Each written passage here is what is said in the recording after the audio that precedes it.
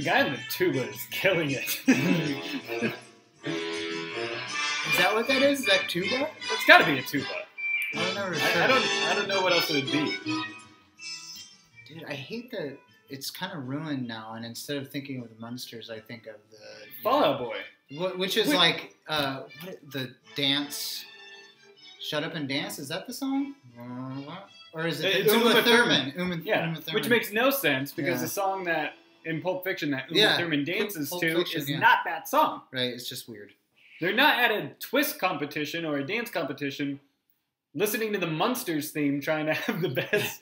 Anyway, totally off topic. Halloween movies. Halloween is just around the corner, you guys. It sure is. And so we wanted to give you guys some Halloween fodder in case you don't know what kind of movies you want to watch. Some scary movies to watch that we think are good and just have an impact on us. Things that are important. Hence the Munsters theme. Yes. To get us in the mood. Yes. Are you in the mood? Me and Chris both picked 2 movies that we wanted to tell you guys to watch. Want me to go first? You tell one, and then I'll tell one, and then you tell your other one. Switch places? Yeah. You're a gentleman and a scholar. My first movie would be a little ditty called Suspiria. Now, this is a movie that was made... This is great because I haven't seen this movie, so I'm going to... Suspiria was a movie made in the 70s. Very artsy. It's really one-of-a-kind movie. Lots of use of color. Suspira. Suspira. R-I-A. I-A, yeah. Reading and writing. Now I have a movie to watch. Yeah, so check out Suspiria. It is about witches. I'm not going to spoil a whole lot for you, but it is lots of practical effects. It's totally 70s, but the use of color and the imagery is startling for its time. So what's the flavor of this movie? So 70s practical effects, is it kind of cheesy? It's got a little bit of cheese to it, but you really appreciate it. Everything kind of looks like sets. But the way that they use them and utilize the color, it's just a very different feel. It's really off-putting. Are you going to get scared watching it? Yeah. Nice. I mean, It is a horror classic. If you look it up, you'll see a lot of good ratings. It's on a lot of top horror lists. Nice. So I'm excited. I haven't seen it. I'm excited to watch that. Yeah, you should be. That's awesome. I love that. I have a movie to watch. Didn't expect that. Yeah. My first pick is Paranormal Activity.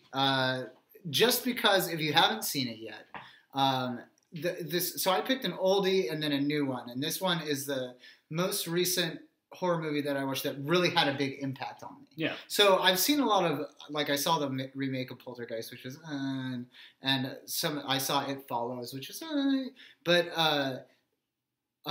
it really like kind of, if you haven't seen any of the found footage movies that they've been doing more of lately, that one kind of shows you why it's such a great, they did a really good job with it. That movie is, they used unknown actors, and so when you watch it, it really has a real, like a genuine feel to it. And if you haven't seen any of those movies, it's just a really unique movie. And they did a lot of sequels and stuff. I think there's like 4 of them now. Yeah. But the first one was definitely the best, and it's really original. And so if you haven't seen any of them, watching that movie,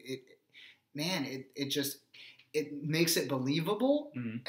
And there's definitely like it's great to watch like old slasher films where there's just like gore and jump scares, but this is like you actually believe that it could have happened, and that's kind of a cool way to get you scared. And what's nice is that it is a good one to rewatch on Halloween. I mean, it's one of those movies that you could watch one time in a year and it still has an effect. Yeah. In my opinion. Yeah. And a lot of the effects that they did weren't overboard, but really cool. And so, and that's a good movie just to get scared to. You know, but it also has like that whole demonic feel of, you know, this is a horror movie and good to watch around Halloween just to kind of enjoy that. So that was the first movie I picked. What's your second? My second is actually for a lot more family fun. Okay. Well, not family. Don't watch it with kids. But it's not so much on the line of scary, more on the line of funny, but it's still based in a horror universe, which would be Leprechaun 3.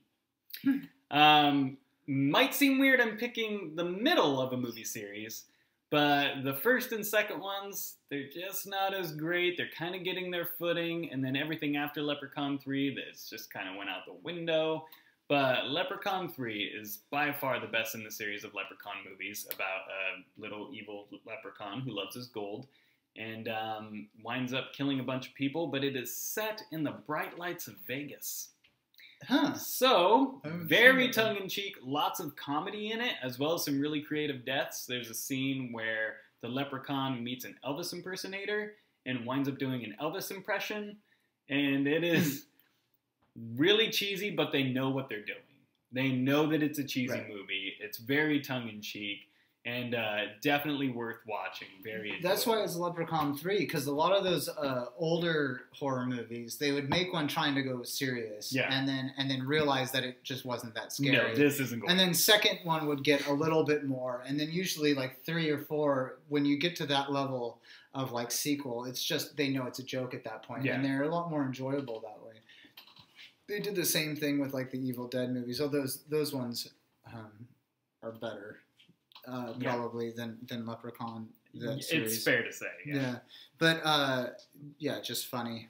Okay, so my second, I was trying to think of like epic scary movies, like that have stood the test of time. So the very first Freddy Krueger movie, Nightmare on Elm Street. I remember when I was a kid that like I would actually have nightmares of Freddy Krueger, like, and it was scary, you know. And if I had a scary dream, which I didn't have a lot of when I was a kid, Freddy Krueger would like be in there somehow. And I don't even know if I ever even watched it. Like, we weren't allowed to watch that sort of movie when I was a kid. You know? So I think it was just so, like, it had found such a place in pop culture that I knew who Freddy Krueger was, and I was scared of him, and I'd never even seen a movie with him. I didn't see a Freddy Krueger movie until I was a lot older, but when I was a kid, I would have nightmares of him, and I hadn't even seen it. But the first one is probably the best one, in my opinion. And once you start reaching like 3, where people are in their dreams as ninjas, it starts to get really. It's the same thing where it starts to get a little cheesy. It starts to get a little like Freddy Krueger is just doing one-liners every time he opens his mouth. But but with the originals, it's just that classic slasher film, and that was the reason. See, Paranormal Activity is more of like the most recent horror movie and what they have to offer, whereas Nightmare on Elm Street is like that classic slasher. You know, there's some boobs, you gotta do there's some gore. You know, there's always like college students having sex and then getting killed for it. Like that's classic slasher staples. So lay it out on the line right now. Just lay it out. Freddy or Jason? As what? Who's scarier? Your who's favorite. better? Your favorite? I didn't see enough Jason movies. Freddy Krueger was always the guy for me, just because. And for one really big thing is the movies where there's just like this invincible killer, like Jason and Halloween. Those that was just frustrating to me. It's like they can't die. That's frustrating. Freddy Krueger, you can't sleep. Because if you sleep, then it gets you. Yeah. And that was something that really, like, especially when you're a kid or even now, when you watch a scary movie, you're worried about falling asleep. Yeah. And that's just perfect the way that, like, okay, now I can't sleep. Great. I gotta go Jason.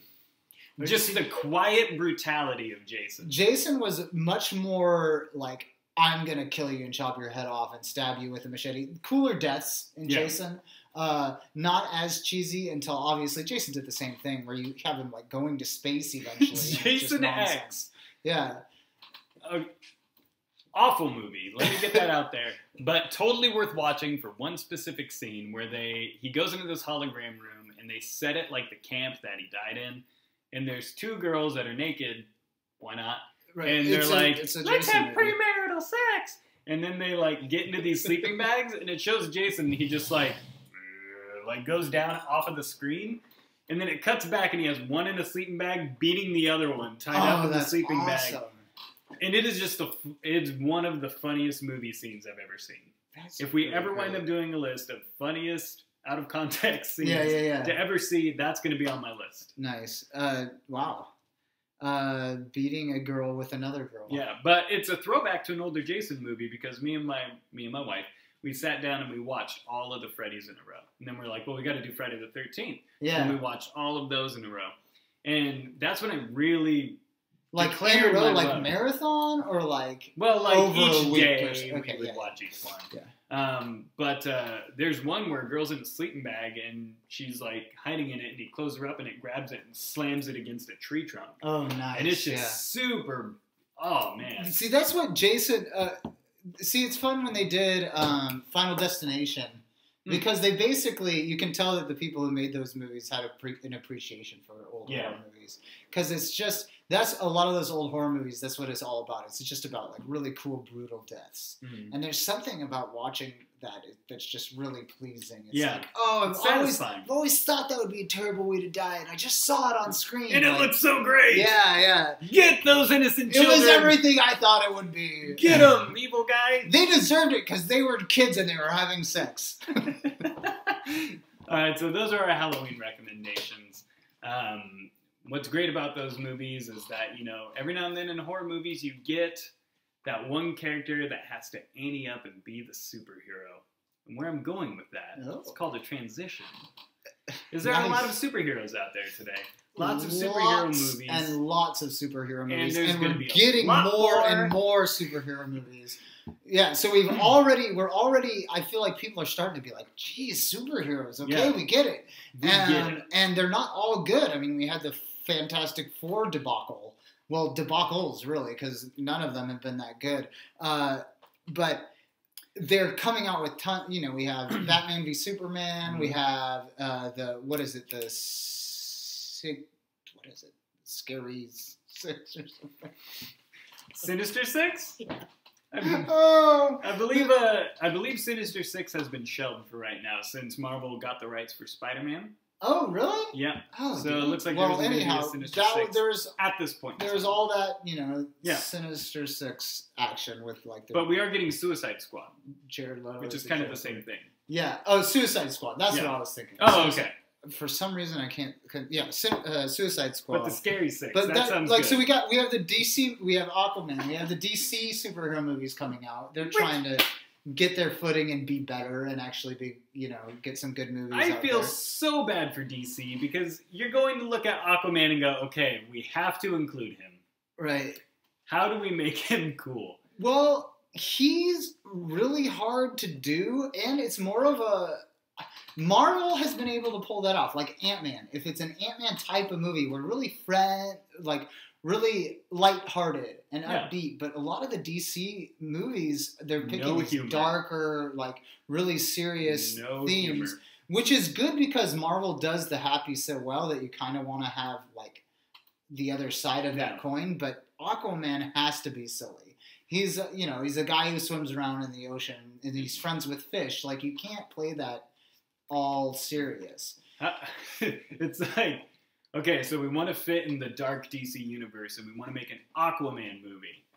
Okay, he rides a seahorse. Yeah, right. It's like, but we're thinking maybe disgruntled seahorse. Have you seen his actual costume? Like his original costume, it's like bright blue and pink or something. And it's like an orange style. Yeah, or orange, not pink. They've showed some images of Aquaman and what he's going to look like. Much darker, more realistic. Yeah, nothing like that. I think it's Jason Momoa. I think that's his name, who's playing Aquaman. I'm a big Marvel guy, so DC is kind of foreign territory for me. I hate Superman, so that's kind of... I've never been a big... Although I like Man of Steel. A lot of people didn't like that movie. I liked it. I like the story they told. Still not a big fan of Superman. Right. Superman in general is I've never liked him. I always felt he was too powerful. And I feel like what makes superheroes fun is, yes, they have superpowers, but they usually have a weakness. And his weakness is to paint by numbers. It's like, oh, and I have a weakness. It's kryptonite. It's like, come on. No, it's not. There's a downside. I like it when you have a power, but there's a downside to that power. They did a good job of that in, later on with a lot of the... Well, you see, you have someone like Wolverine where his downside is his personality. He's just like a broken person. But it's also, he is invincible because he has an adamantium skeleton, but that was put in him by like evil doctors. So you have that kind and then of you had the twist recuperation where factor everything, where everything is kind of connected and everything is and that's what I like. I like my superheroes to have a downside, to have a flaw that has to do with what makes them so powerful. They gotta have demons. And then you have like team-ups, like the Avengers. Very different sets of powers, different types of things. They complement each other well. It's great. Justice League, it's like, dude, just kind of send in Superman. You'll be fine. Like, that's the easiest job ever. You don't need a whole team. You just need Superman. Yeah, like... Because he's overpowered, and that's why I never liked Superman. That would be the greatest superhero job ever, would be to be Aquaman on the Justice League. Like, how many times a year is something going on in the water going to really happen? It's going to be mostly cities and stuff, and you're just going to be like, I'll just... check out YouTube. Specializes in maritime law or something. We can't call Superman or the Justice League because it's, not in our country. Yeah. Like, there's an underwater volcano. Okay, I'll have some sharks fix it. Like, it's okay. Aquaman can do it because I don't play by the law. Yeah. Oh, big comet coming towards the Earth. Don't think that's going to be Aquaman's job. Like...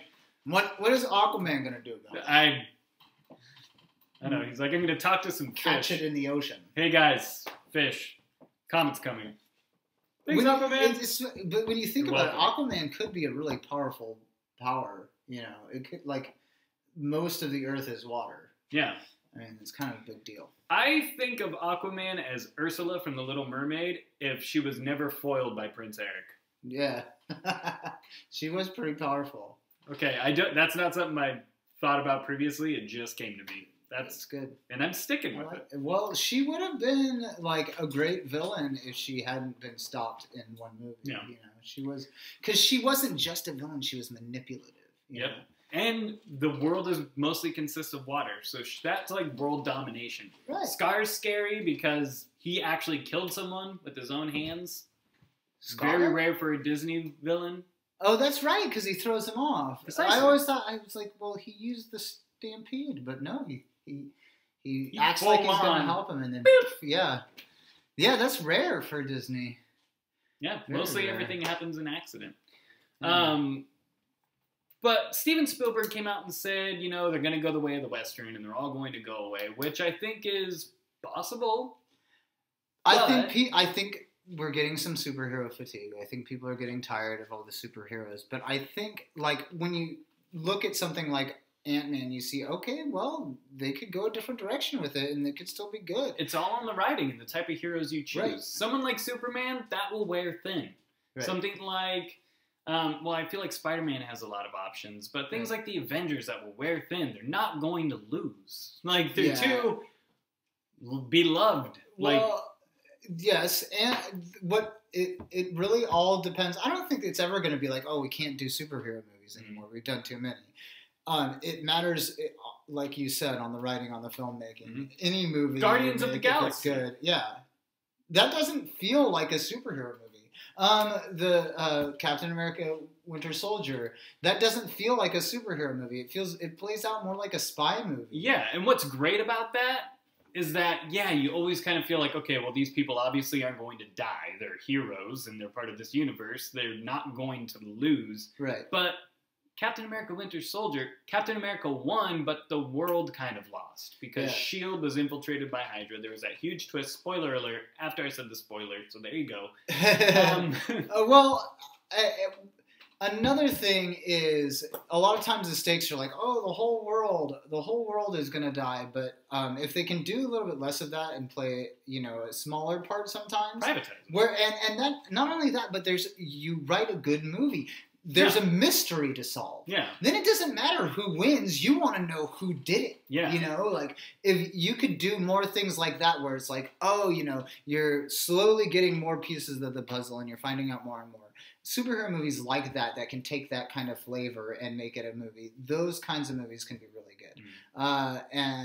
But we need...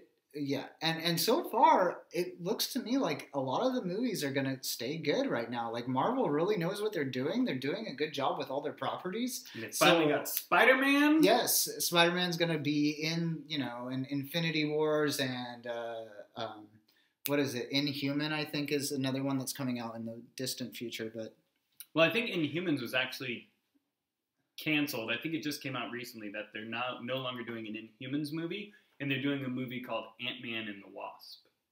Oh, okay. So that's replacing Inhuman? I believe so, if I've read that correctly. Ant-Man and the Wasps. Yeah. That did do well, and people are excited about it. And I liked the girl who's going to be the Wasp in that movie, so we'll see. Anyhow, I think they're just like all other movies. I think there is a little bit of superhero fatigue, and Marvel needs to show that if they kill off a character, it matters. Yeah. And if they can do that, it would help a lot. Where it's like people need to start dying, and they need to start staying dead. Yeah.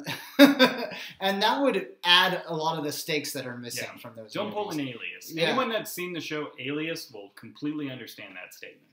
So. No one dies. They always come back like 5 episodes later. Right, and that's what they've been doing with, like, you had the first Avengers movie, and then Agent Carl or whatever. I can't remember. Coulson. He's back in, Agent back in Carl. action in the TV show. You're thinking of Die Hard with Officer Carl. Oh, Officer Carl. And that's not Officer Carl Officer because Carl. That's Carl Winslow from Family Matters. So everyone we're all jumbled. I always called him Officer Carl. It's got to be Officer Carl. Yeah.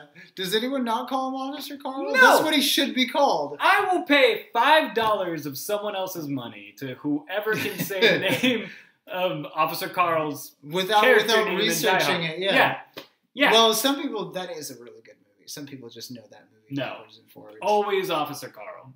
No one knows the name of that That's really cop. true. He is Officer Carl, though. No one. Because he's great.